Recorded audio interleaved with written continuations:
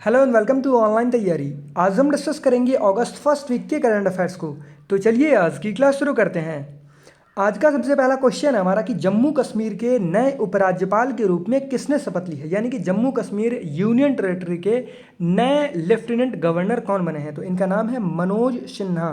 मनोज सिन्हा से पहले कौन थे, यानी कि जम्मू एंड कश्मीर के पहले लेफ्टिनेंट गवर्नर कौन थे?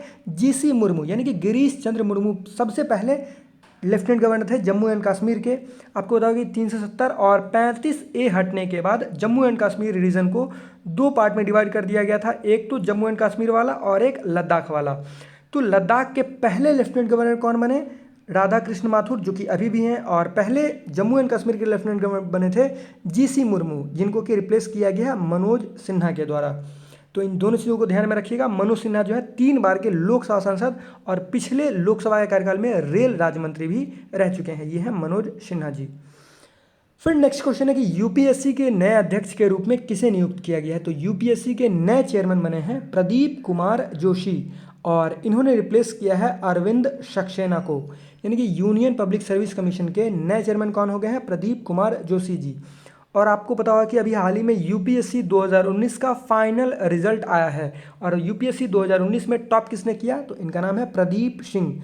तो यहाँ से आपके 2 क्वेश्चन हो जा रहे हैं कि यूपीएससी के चेयरमैन के पद पर किसे नियुक्त किया गया? प्रदीप कुमार जोशी को। और यूपीएससी 2019 के टॉपर कौन हुए हैं? प्रदीप सिंह। फिर नेक्स्ट क्वेश्चन है कि यूनिसेफ और प्योर अर्थ की रिपोर्ट के अनुसार विश्व स्तर पर 800 मिलियन बच्चों में प्रति डेसीलीटर रक्त में कितने माइक्रोग्राम लेड का स्तर पाया गया है? तो अभी हाल ही में एक रिपोर्ट तैयार की गई है, और रिपोर्ट तैयार की गई है यूनिसेफ के द्वारा, जिसका फुल फॉर्म है यूनाइटेड नेशन चिल्ड्रंस फंड, और एक प्योर अर्थ जो कि एक नॉन प्रॉफिट ऑर्गेनाइजेशन है रिचर्ड फ्यूलर के द्वारा स्थापित। तो इन दोनों के द्वारा एक रिपोर्ट तैयार की गई है और इसमें सर्वे किया गया है, और इसमें बताया गया कि 800 मिलियन बच्चों में जो है, पूरे वर्ल्ड में 800 मिलियन बच्चों में जो है वो पर डेसीलीटर 5 माइक्रोग्राम जो है लेड पाया गया है उनके रक्त में, उनके ब्लड में। जो बच्चों का जो सैंपल जो लिया गया है उसमें ये बताया गया है कि पर डेसीलीटर ब्लड में जो है, बच्चों के ब्लड में 5 माइक्रोग्राम पाया गया है लेड। तो ये बहुत ही खतरनाक है, और इसमें यह भी बताया गया कि ये लेड जो है बच्चों के दिमाग पर बहुत ही बुरा असर करता है। मेंटल हेल्थ से जूझना पड़ता है बच्चों को, आईक्यू लेवल भी कम इसमें देखा गया है। और ये बेसिकली देखा गया है कहाँ पे लेड की मात्रा ज़्यादा पाई गई है? लो और मिडिल इनकम कंट्रीज़ में ये ज़्यादा बच्चों में लेड पाया गया है उनके रक्त में। और ये कहा गया है जो यूनिसेफ के द्वारा कि अप्रॉक्स समझिए कि 3 में से 1 बच्चे जो हैं इससे प्रभावित हैं। और ये भी बताया गया कि इससे निपटने के क्या क्या उपाय हैं कि लेड एसिड बैटरी जो है उसकी जो रिसाइकलिंग होती है, उस जैसे डेंजर प्रैक्टिस में जो है बच्चों को काम पर नहीं लगाया जाना चाहिए। साथ ही साथ जो लोग काम भी वहाँ पे कर रहे हैं उनको पूरा प्रोटेक्शन दिया जाना चाहिए। तो इन सभी चीज़ों से बचा सकता है। और यूनिसेफ के बारे में हम जान लेते हैं। यूनिसेफ का हेडक्वार्टर कहाँ पे है? न्यूयॉर्क में है। और यूनिसेफ की डायरेक्टर जनरल कौन है? Henrietta Ford. फिर नेक्स्ट क्वेश्चन है कि एचडीएफसी बैंक के नए एमडी और सीईओ के रूप में किसे नियुक्त किया गया है? तो एचडीएफसी के नए एमडी और सीईओ के रूप में नियुक्त किए, इनका नाम है शशिधर जगदीशन। जब से ये बैंक बना है, जब से इस बैंक को इस्टेब्लिश किया गया एचडीएफसी को, इनकी housing development finance corporation bank को, तब से इसके एमडी और सीईओ कौन थे? आदित्य पुरी। लेकिन आदित्य पुरी के जगह पर अब शशिधरन जगदीशन होंगे एचडीएफसी बैंक के नए एमडी और सीईओ। तो इसीलिए ये क्वेश्चन सुपर इम्पॉर्टेंट हो जाता है। और एचडीएफसी जो है भारत का लार्जेस्ट प्राइवेट सेक्टर बैंक भी है, जिसका हेडक्वार्टर कहाँ पे है? मुंबई में। फिर नेक्स्ट क्वेश्चन है कि कौन सा अरब कंट्री, यानी कि अरब कंट्री कहिए या फिर एक तरह से गल्फ कंट्री भी कह सकते हैं, अरब देश परमाणु ऊर्जा का उत्पादन करने वाला अरब विश्व का पहला देश बन गया है? तो इसका आंसर होगा यूएई, यानी कि यूनाइटेड अरब एमिरेट्स के द्वारा 12 का परमाणु ऊर्जा संयंत्र की स्थापना की गई। और इसी के साथ परमाणु ऊर्जा का उत्पादन करने वाला जो है ये पहला अरब कंट्री हो गया है यूएई। और आपको पता होगा कि अभी हाल ही में इसने होप मिशन भी भेजा है मार्स के लिए, जो कि पहला पहला अरब कंट्री भी इसी तरह से बन गया मार्स मिशन भेजने वाला, और साथ ही साथ परमाणु ऊर्जा का उत्पादन करने वाला भी ये पहला अरब कंट्री बन गया यूएई। और इस परमाणु ऊर्जा संयंत्र का क्या नाम है? बाराकाह परमाणु ऊर्जा संयंत्र। यहाँ पर आप देख सकते हैं, अरेबल टू प्रोड्यूस न्यूक्लियर एनर्जी। और बाराकाह का मतलब हुआ आशीर्वाद, ये अरबी भाषा है बाराकाह, तो ये भी आप ध्यान में रखने के लिए रख सकते हैं। और इस परमाणु ऊर्जा संयंत्र में, बाराकाह परमाणु ऊर्जा संयंत्र में 4 रिएक्टर लगे हुए हैं, जिनमें से एक ने काम करना शुरू कर दिया है और 3 और भी काम करने के समझिए काम करना शुरू ही कर देंगे बहुत ही जल्द। और साथ ही साथ में ये कहा गया कि इन चारों रिएक्टर को जब चालू किया जाएगा तब यूएई में जितनी बिजली की ज़रूरत होती है उसका 25% बिजली की आपूर्ति जो है इसी से प्राप्त हो जाएगी, या फिर यूं कहिए तो 5.6 गीगावाट की बिजली प्राप्त होगी इससे, या फिर 5600 मेगावाट। और इस पर जो बनाने में जो टोटल जो खर्चा आया है, इस न्यूक्लियर पावर प्लांट को बनाने में खर्चा है $24.4 बिलियन का खर्च आया है। फिर नेक्स्ट क्वेश्चन है कि हाल ही में अमर सिंह का निधन हो गया, वह किस क्षेत्र से संबंधित थे? तो अमर सिंह जो है ये एक पॉलिटिशियन थे, ये एक राजनेता थे, और इनका निधन जो है सिंगापुर में हो गया है। किडनी की बीमारी से जूझ रहे थे, और ये जो है सपा के फाउंडिंग मेंबर भी कहे जाते हैं और सपा के नेता थे ये। वैसे ये 2010 में जो है सपा से अलग हो गए थे, यानी कि समाजवादी पार्टी से, मुलायम सिंह की जो पार्टी है उससे अलग हो गए थे, लेकिन फिर इन्होंने 2016 में जो है राज्यसभा का चुनाव लड़ा, और जिस पर सपा का समर्थन था। तो बस आप ये ध्यान रखिए कि ये एक पॉलिटिशियन थे। फिर नेक्स्ट क्वेश्चन है कि raw A history of India's covert operations, ये इस पुस्तक के लेखक कौन हैं? तो रॉ कहने का मतलब है रिसर्च एंड एनालिसिस विंग। तो इस पुस्तक के लेखक हैं यतीश यादव। और इस पुस्तक में इन्होंने ये कहा है कि जो रॉ के द्वारा जो कोवर्ट ऑपरेशन जो की जाती है, यानी कि जो बिहाइंड द कर्टन ऑपरेशन जो होती है, जिसको कि अंजाम जो दिया जाता है, वो उसी ऑपरेशन के बारे में इन्होंने कुछ ऑपरेशन के बारे में इन्होंने इस बुक में चर्चा की है कि किस तरह से एक बिहाइंड द कर्टन्स ऑपरेशन किया जाता है, किस तरह से अंजाम दिया जाता है। जिस तरह से लगता है कि ये ऑपरेशन इतना आसान है, वो बहुत ही ज़्यादा मुश्किल होता है। तो बहुत सारे ऑपरेशन के बारे में इन्होंने बताया है कि किस तरह से मैनेज किया जाता है। वहीं पे हम बात करें रॉ के बारे में, तो रॉ के जो चेयरमैन हैं वो कौन है? सामंत गोयल जी। फिर नेक्स्ट क्वेश्चन है कि भारत के नए नियंत्रक एवं और महालेखा परीक्षक, यानी कि कंप्ट्रोलर एंड ऑडिटर जनरल, सीधा कहें तो कैग के रूप में किसे नियुक्त किया गया है? तो कैग जो है नियुक्त किए गए हैं गिरीश चंद्र मुर्मू। आपको पिछले क्वेश्चन में पता होगा कि गिरीश चंद्र मुर्मू जो हैं ये पहले थे lieutenant governor Jammu and Kashmir के, जिन्हें कि अब comptroller and auditor general of India नियुक्त किया गया है जीसी मुर्मू को। तो कैग ये 14वें कैग होंगे, 14th comptroller and auditor general of India होंगे। और ये इन्होंने किनका स्थान लिया है? तो इन्होंने राजीव महर्षि का स्थान लिया है। साथ ही साथ कैग के बारे में बहुत बार ये भी पूछा जाता है स्टैटिक जीके से कि कैग के बारे में संविधान में किस अनुच्छेद से किस अनुच्छेद में प्रावधान दिया गया है? तो 148 से 151 तक संविधान में कैग के बारे में बताया गया है, और 148 आर्टिकल के तहत कैग को राष्ट्रपति नियुक्त करता है, ये भी ध्यान रखिएगा। और कैग का बहुत बार पूछा जाता है कि comptroller and auditor general of India का जो है कार्यकाल जो है वो कितना होता है? तो 6 वर्ष या फिर 65 वर्ष, जो भी पूरा हो जाए वो रिटायर हो जाएंगे। और कैग का काम क्या होता है? तो ये केंद्र और राज्य के धन का जो खर्चा जो होता है उसका ऑडिट करता है कैग के द्वारा। फिर नेक्स्ट क्वेश्चन है कि सरकार के प्रमुख वित्तीय समावेशन अभियान प्रधानमंत्री जनधन योजना के तहत कितने बैंक खाते खोले गए हैं? ये अभी तक के बारे में पूछा गया क्वेश्चन में कि जो 2014 को जो स्कीम लागू की गई थी 28 अगस्त 2014 को, इसके 6 साल होने वाले हैं अभी। तो अभी हाल ही में रिपोर्ट दिया गया है कि अभी तक कितने अकाउंट खुल चुके हैं। तो 6 साल से पहले ही जनधन योजना के तहत 40 करोड़ से ज़्यादा अकाउंट खोले जा चुके हैं, और इस लॉकडाउन में जो है सबसे ज़्यादा अकाउंट खोले गए हैं।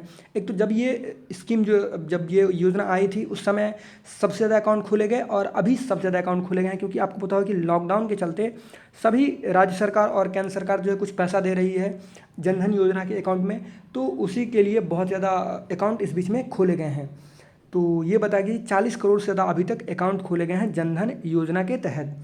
और इसमें इम्पॉर्टेंट ये है कि इसमें 50% से ज़्यादा जो अकाउंट होल्डर हैं वो विमेन हैं।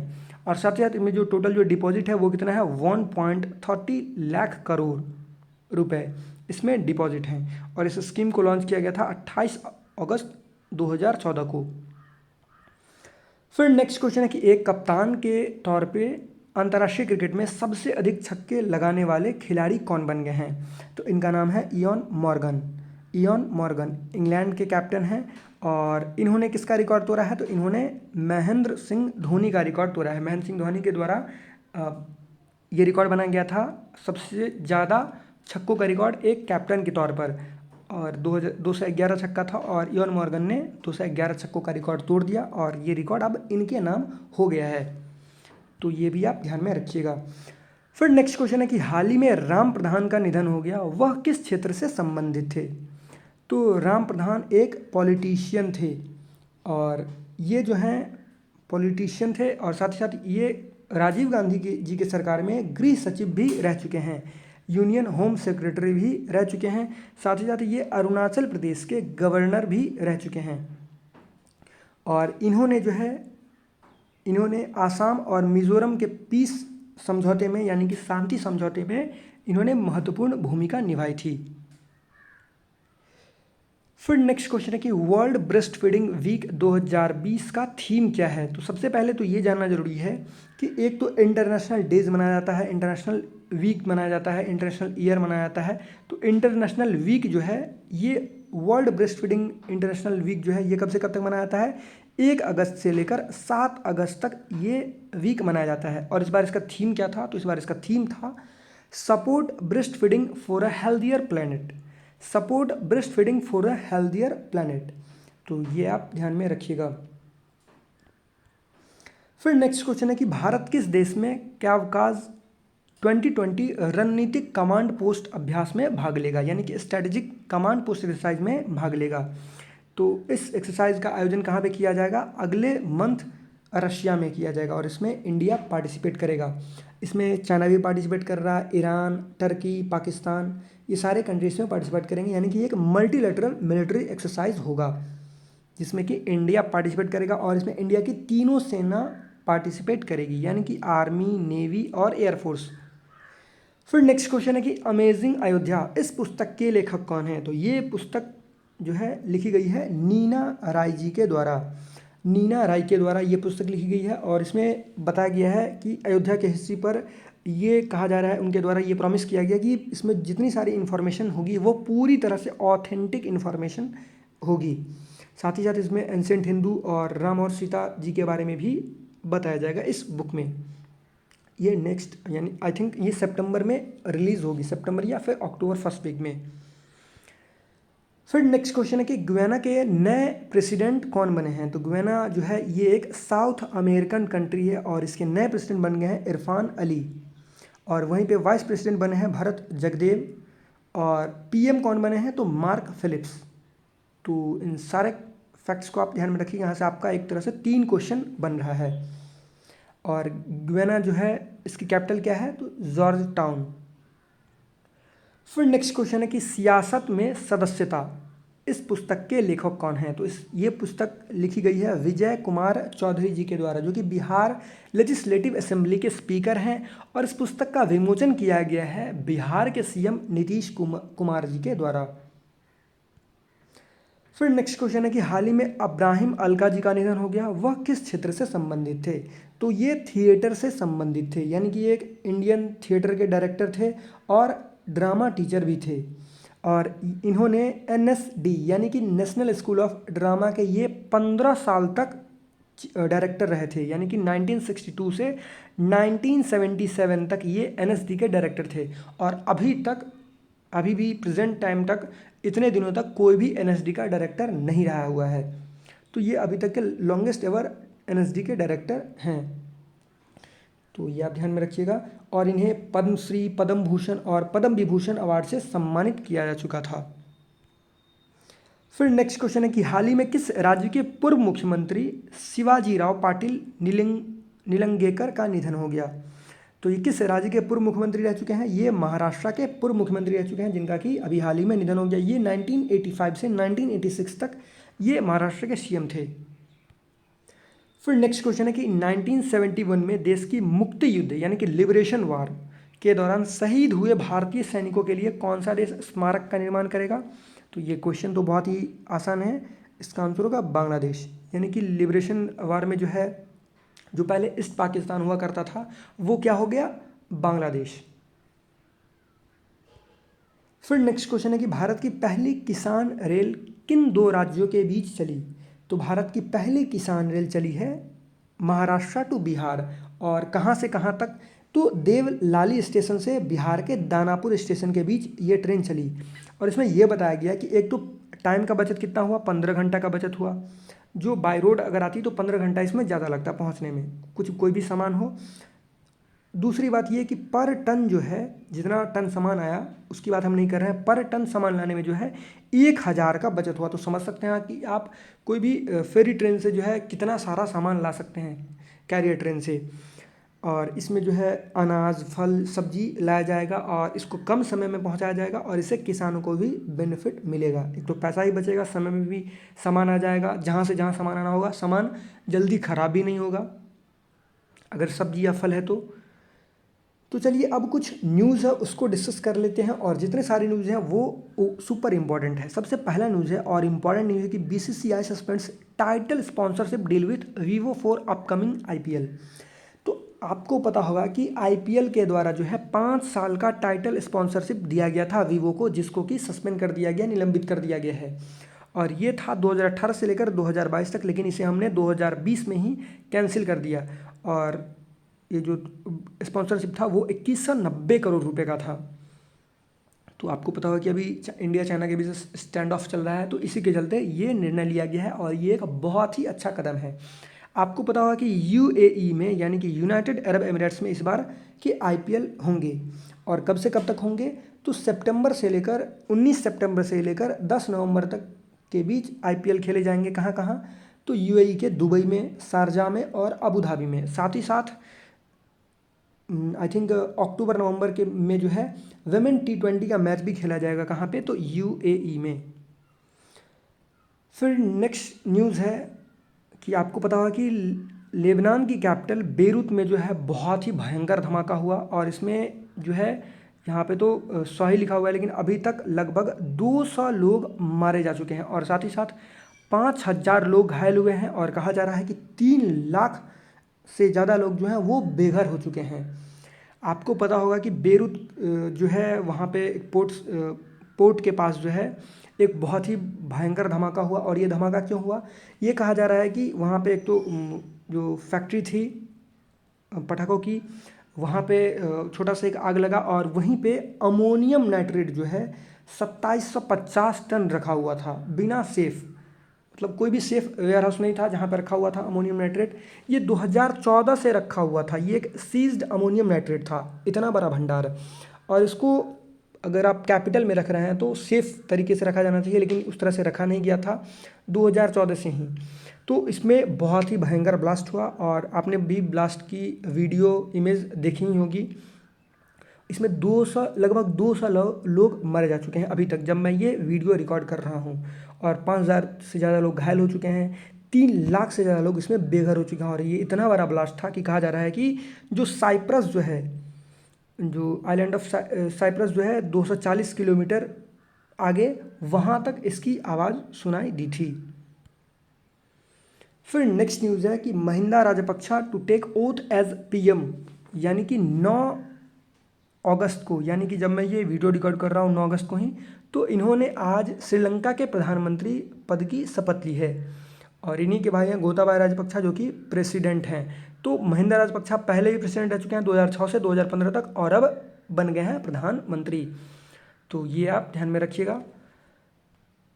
यह वीडियो का अंत। आई होप आपको ये वीडियो अच्छा लगा हो, और अगर आपको ये वीडियो अच्छा लगा हो तो प्लीज़ वीडियो को लाइक कीजिएगा, इस वीडियो को शेयर कीजिएगा और हमारे चैनल ऑनलाइन तैयारी को सब्सक्राइब कीजिएगा, जिससे आपको आने वाली वीडियो मिलती रहे। धन्यवाद।